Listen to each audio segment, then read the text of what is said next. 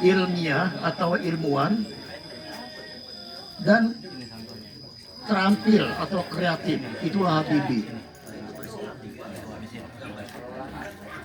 Sehingga kita ini sangat menyayangkan Indonesia selalu membenci orang-orang yang terbaik, sehingga sulit untuk berbuat baik di negaranya sendiri. Yang paling gampang berbuat macam-macam di dunia ini, banyak temennya. Kalau orang benar nggak ditemenin, disisihkan. Kalau orang yang pengkhianat itu dibayain, sama-sama jadi koruptor. Inilah Indonesia. Makanya ini Jubaidah harus mempertahankan yang namanya benar itu, benar, takbir dan terampil. Bahaya kok. Oh, bahaya. Tapi harus rendah hati. Masa kiai lewat takbir. Ulangi lagi, benar, pandai atau ilmuwan, rendah hati. Walaupun internet selangit, tapi kita harus rendah hati. Itulah Jubaidah. Caranya bagaimana? Rendah hati itu diantaranya nggak menyepelekan orang kecil. Kode itu kode. Orang kecil itu udah tahu oleh Allah dengan penciptaannya di badan kita. Yang paling kecil di tangan kita inilah kelingking. Kecilnya kelingking ini bukan kecil sembarangan. Dia bisa mengalahkan yang gede. Sweet menang, jempol kalah. Tapi itu jempol kayak gedenya kalah. Sweet itu, Pak. Itu syarat biologi seperti itu. Jadi orang kecil itu pernah saya berteman gagah-gagah, ini teman korektor atau temen nyalo lah, temen mediator gede-gede, tapi nggak mampu menembus di mana pemiliknya lokasi ini. Tapi yang paling kecil nggak ada harganya, tahu pemilik ini yang 60 hektar kurang dikit itu. Dikit lagi kita itu di Borgol. Kecil banget itu orangnya. Dikit lagi di Karena kecil Borgol. akhirnya sukses. Ditemuin pemiliknya sama yang kecil tadi. Dia namanya orang kecil, kagak ada harganya. Indonesia yang pengkhianat itu akhirnya hanya sekasih-kasihnya 60 hektar sependapat jam tangan. Kecil benar. Nah inilah kita harus merubah sikap. Jubaidah ini Macet ciri-ciri sasak papan kali mah, ujung kulur. tidak mengecilkan orang-orang yang lemah dan orang-orang yang kecil. Karena walaupun lemah mungkin di sisi lain ada yang kuat. Wah, Enggak semuanya lemah. Seperti itulah kehidupan. Sekecilnya orang pasti ada kelebihannya. Sebesar-besarnya orang, posisinya maupun segala-galanya, fisiknya, tapi orang itu ada kelemahannya. Nah, sehingga ciri khas ini jangan sampai bubar, jangan sampai lenyap gitu saja di telan bumi.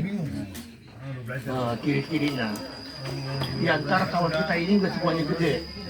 Ada yang kecil banget, tapi harus dihormati, harus diajak-ajak bergabung dengan Jubaidah. Jubaidah punya tekad yang sangat bulat udah komitmen di tengah tahun 2006 ini harus sukses di antaranya. Walaupun belum semua. Nah, ini target.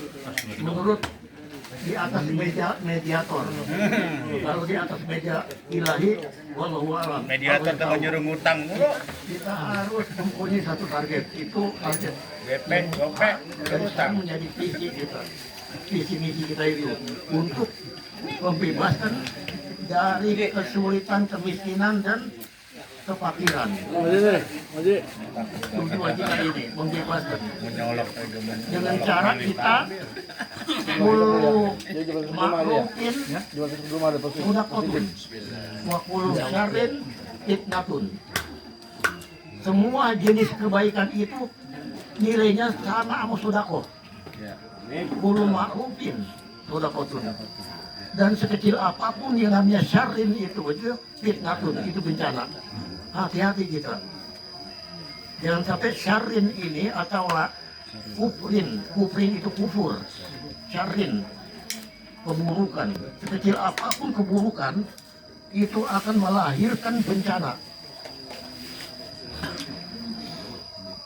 bencana itu nggak bisa diukur. Bencana dari Allah itu sulit untuk diketahui secara pasti.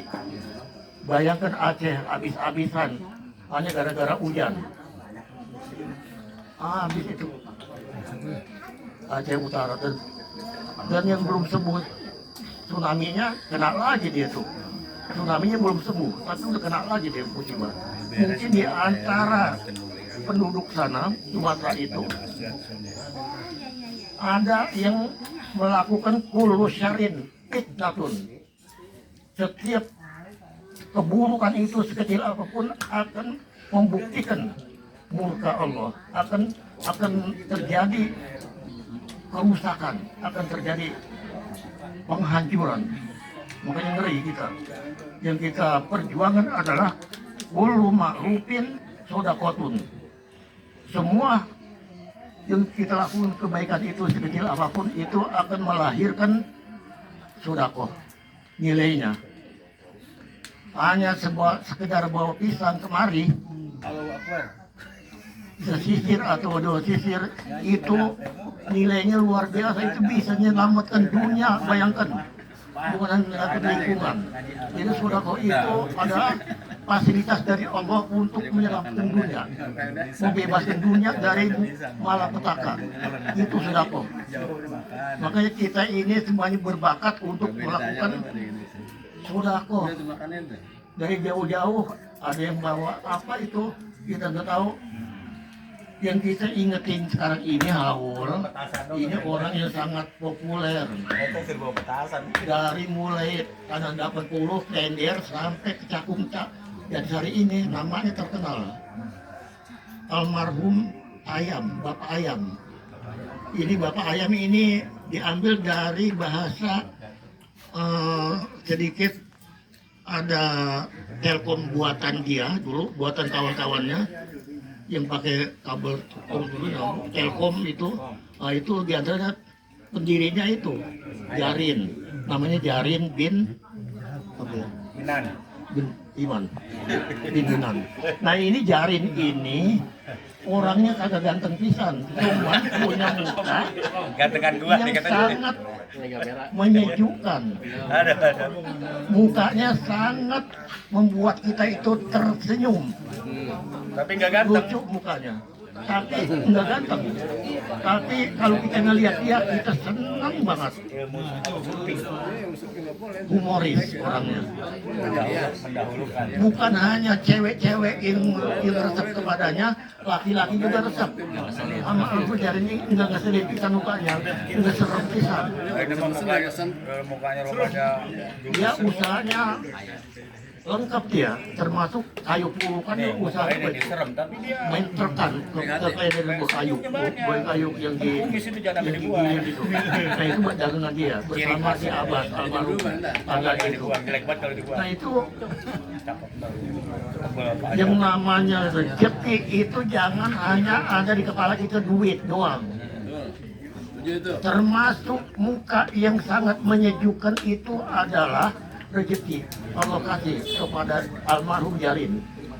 Mukanya sangat menyejukkan, kagak serem pisan. Kadang-kadang muka ada yang kita takut. Nah ini nggak lagi aja kumis. Iya. Takut ketemu di jalanan Tapi, bocah.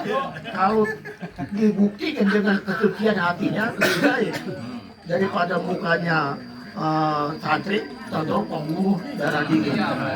Nah itu Dia mah ada. serem tapi lembut. Ada pembunuh darah dingin. Karena mukanya sangat santriwan. Artinya santriwan bukannya pesantren. Tahu dia pembunuh. Nah itu daripada yang tadi itu pembunuh itu yang serem-serem nggak apa-apa, yang penting hatinya lembut. Tuh kan pede kena. Iya, ciri-ciri hatinya lembut. Kalau sama guru itu apa dongkol-dongkol banget, jangan gitu. Iya, ada amplopnya lagi. Iya, ya termasuk begitu. Makanya Dia ketemu guru saya lembut pernah kaget juga. Lewat dari masjid potong jalan, bukan ditabrak mobil. Tadi motor berhenti di depan saya. Pas dari masjid di sebelah beetan jalan, nyamperin ke depan itu motor. Pakai helm, kalau kenal bisa siapa orangnya. Tahu-tahu HP keluar taruh. Kurang lebih amplop. Tuh kan ke situ Fedi. Ada amplop, kenal kita nggak kenal. Kita pakai helm. Nah, Kenal itu Pak Edi. berarti rezeki itu duit, tapi kita nggak boleh berpikir rezeki itu duit doang. Termasuk punya istri 2. Tuh, nah itu nih. Jangan Fedi jangan. Rezeki kalau orang 1 dia 2, rezeki juga itu. Makanya ada kampung yang disebut kampung 2. Rata-rata kampung itu penduduknya punya bini 2. Jadi semuanya enggak. Kalau laksanakan berani emang, nggak berani. Jadi hati ini. Atau yang mana satu juga ngomel dulu itu bini. Itu musibah itu. Pengen doang nggak berani. Satu nggak apa-apa, yang penting jangan ngomel. Itu rezeki juga. Satu mah bukan istri, teman hidup. Istri Iya. mah 2, 3. Itu rezeki juga itu. Nah makanya kita berusaha bagaimana supaya istri supaya di rumah ini selalu baik, taat kepada suami. Caranya seperti apa? Harus pandai-pandai lah. Kalau kita punya istri kagak pernah ngambek, nggak pernah marah, padahal kita duit belum pernah banyak. Bang, ala kadarnya banget. Ditambah lagi kita suka ongkok sama janda muda. Tapi istri kita kagak marah pisan. Itu rezeki. Berarti yang salah istrinya apa kitanya tuh? Rezeki domplok itu. Lo teh orang ngobrol, teman. Kagak marah pisan. Dianggapnya begitu. Jadi kalau rezeki itu kita jangan membayangin dulu lagi duit lagi. Buat apa duit tinggi langit numpuknya? Kalau jalan aja dari depan rumah ke belakang pakai kursi roda. Buat apa itu duit? Paling buat dikorupsi sama dokter. Nggak ada manfaatnya. Makanya kita ini supaya berkah, bergabung di Jubaidah. Duit nggak usah banyak tapi berkah. Itulah yang kita minta. Kita bukan nyari kaya tapi nyari berkah. Berkah selamat dunia akhirat. Itu yang kita cari, yang kita kejar. Kita kembali di zaman bapak kita dulu. Bapak kita sering ziarah ke tempat kiai, ke makam para awliya. Tujuannya cari berkah dan selamat. Sehingga dia pada bisa ngurusin kita jadi orang, kalau jadi hewan. Kemudian ciri-ciri orang yang mendapat berkah dunia akhirat, selamat dunia akhirat, diantaranya orang itu sudah tidak tergade lagi. Bebas. Semua orang lahir semuanya tergade. Ada yang bilang gade.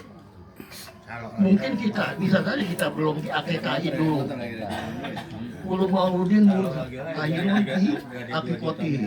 Jadi siapa saja orangnya yang namanya tua itu sekalipun dulunya anak dan sekarang itu masih anak. Saya anak. Padahal usia udah 80 sekian. Tapi anak Pung Haji Timan. Kita nggak tahu Haji Timan pernah diakekahin nggak, kita lagi masih kecilnya, lagi masih dia ada. Kalau belum, kita sendiri berusaha supaya besok pada kuat akekah. Sebab kakak itu bisa melahirkan syafaat dari kita, dari anak. Kalau anak yang masih tergade, tidak bisa menolong orang tuanya. Sekalipun anak itu soleh, kalau belum dibayar akikahnya, belum disembelih akikahnya, murtahinun. Itu yang megang gade, anak itu, termasuk kita barangkali diantaranya, itu hukum Allah yang dikeluarkan oleh lisannya Nabi kita. Kulu mauludin murtahinun di akikoti tergade. Kalau anak masuk surga, bapak masuk neraka, dapat siksa. Kalau anak itu enggak tergade, bisa tolong. Ya Allah, saya nggak mau masuk surga, saya doang. Bapak saya ada di neraka, saya masuk nerakanya sama bapak saya. Kagak jadi. bapaknya diangkat lagi. Tapi kalau bapak kagak bisa angkat anak, anaknya lagi kelabakan di neraka lagi disiksa. Ya Allah, anak saya tolong ya Allah. Saya juga mau nih juga anak saya tolong sama-sama saya juga. Kagak bisa. Tapi kalau anak punya syafaat, kalau nggak terjadi lagi, makanya periksa keluarga kita, diantaranya ada nggak yang belum diakekahin. Kalau awal begini, awal orang tua, ini lain lagi kegunaannya. Ini kegunaannya untuk menambal kekurangan-kekurangan kealpaan orang tua kita.